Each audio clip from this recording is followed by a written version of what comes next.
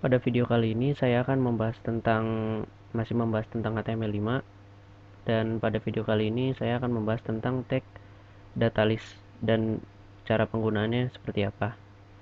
Pertama, buka text editor masing-masing, lalu siapkan satu folder. Di sini maksudnya buat satu file index.html, lalu buat struktur HTML sederhana.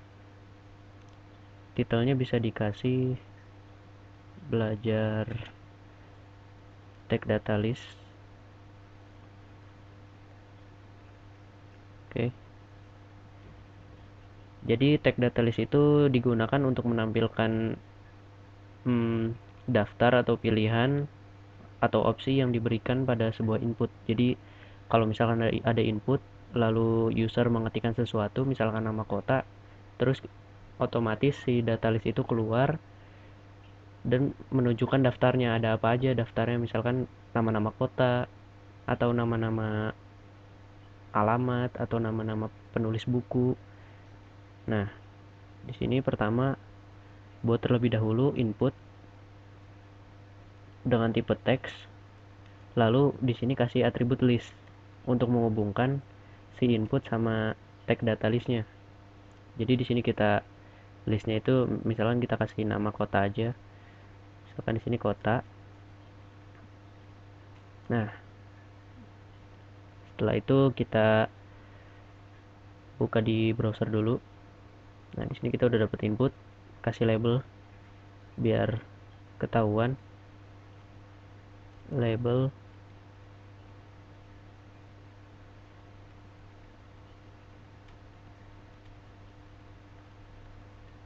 Oke. Setelah labelnya udah ditulis, udah diketik, sini kita bikin si data listnya.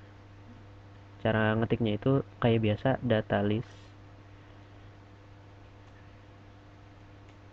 Nah, di dalam data listnya itu ada option atau pilihan. Di sini kita, oh ya, di atribut data listnya itu kita kasih ID dulu. Jadi ID-nya itu harus sama dengan yang di dalam list input type text. Di sini kita kasih nama kota. Oke. Lalu di dalam data list itu ada option. Option itu pilihan. Nah, ada value buat nilainya. Value, misalkan nama kota yang pertama itu Jakarta.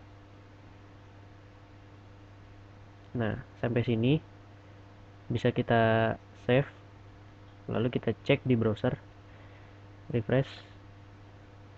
Nah, misalkan kita ngeklik di sini, terus kita tulis J, nah otomatis ada rekomendasi dari si input.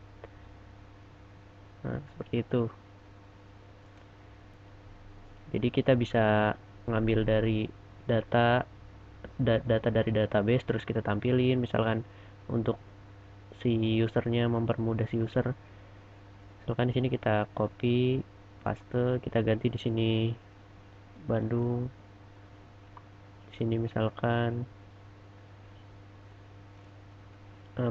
apa ya? Yogyakarta. Kita dulu